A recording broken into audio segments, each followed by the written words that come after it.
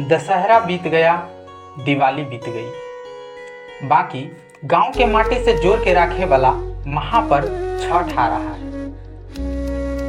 समय के साथ सब कुछ बदल गया, बाकी छठ ही एक ऐसा महापर्व है जो अब तक देशों और विदेशों में भी मनाया जाता है।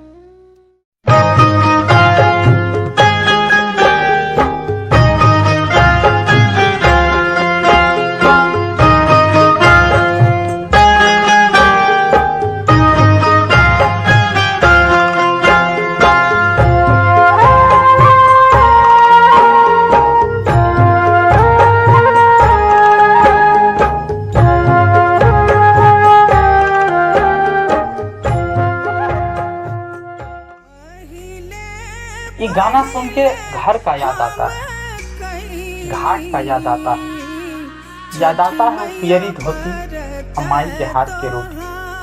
छठी मैया बरत तोहार करी क्षमा छठी मैया, भूल चुक गलती हमार, भूल चुक गलती हमार।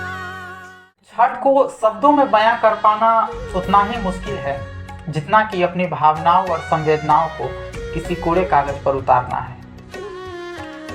और मेरी फीलिंग का दो लोगों से बड़ा गहरा लगाव है, पहली माँ और दूसरी छठी माँ। मोदी के बलकवा के दीहा, छठी मैया ममता दुलार, छठी मैया ममता दुलार। यही धुन जब हमारी माँ गाती है तो हमारी फीलिंग का सैलाब हमारी आंखों से उमड़ने लगता है। और माँ के द्वारा गाया गया वो गीत बिना किसी बैकग्राउंड म्यूजिक के सबसे फेवरेट हुआ करता है हमारा। हमें लव है उस सुरीली आवाज से जिसे सुनने को मन आज भी बेकरार रहता है।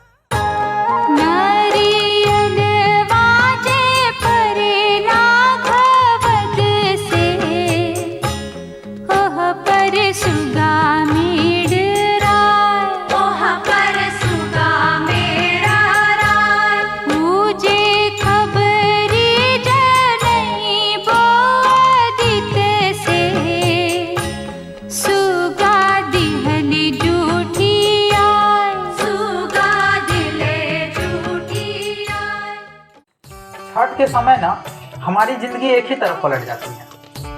हमारी जिंदगी में साल का 11 महीना एक तरफ और छठ का महीना एक तरफ। हमारी जिंदगी में हर रोज का सूरज एक तरफ और छठ का सूरज एक तरफ। हमारी जिंदगी में बाजार की सारी मिठाइयाँ एक तरफ और ठेकुआ और खरना का प्रसाद एक तरफ। हमारी जिंदगी में जिंदगी एक तरफ और जिंदगी में छठ एक तरफ।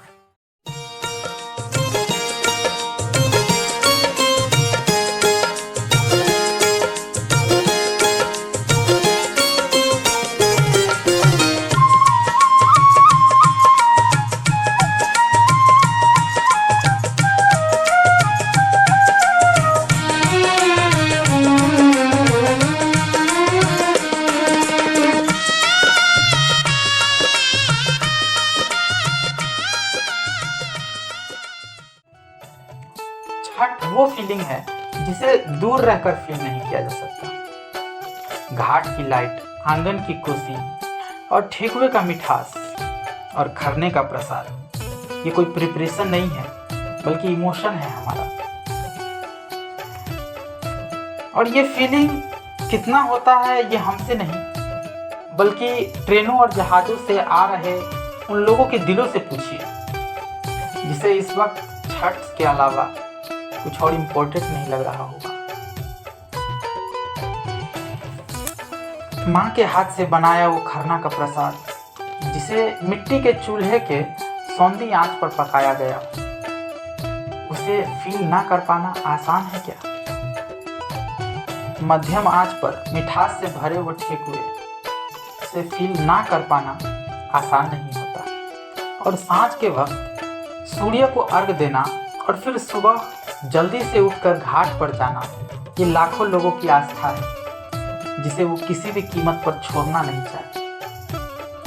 मेरी माँ डूबते सूरज को अर्घ देते हुए ये समझाती है कि डूबना नियति है, और फिर उगते सूरज को अर्घ देते हुए ये समझाती है कि जो डूबता है वो उगता जरूर है। और कोसी के दिए को जलाकर वो ये एहसास कराती है कि कैसे किसी की जिंदगी में रोशनी पैदा की जाती है। हमारी माँ हमेशा कहती है कि जिंदगी में रोशनी तभी आती है जब इंसान खुद के लिए जलता है। हमारी जिंदगी में हर रोज कुछ ना कुछ अलग होता रहता है, और कुछ ही चीजें हैं जो जीवन में रोमांच देती हैं। और जब बात छठ की हो तो रोमांच की बात ही क्या। माँ ना कल भी परेशान थी और आज भी परेशान है, लेकिन जब आप माँ के लिए परेशान होते हो, लाइफ में सेलिब्रेशन तभी से स्टार्ट होता है। पर अब मानो वैसी नहीं रही। बढ़ती उम्र और छठ के गिनतियों के बीच उन पर बीमारियों का आना जाना अब आम बात हो गई है। माँ का स्वास्थ्य अब ठीक नहीं रहता, पर वो आज भी तैयार है अपनी संस्कृति, अपनी परंपराओं को समेटने के लिए। वो आज भी परेशान है अपनी उन 3 दिवसीय तपस्याओं को वरदान में बदलने के लिए। लेकिन हर समय एक जैसा नहीं रहता।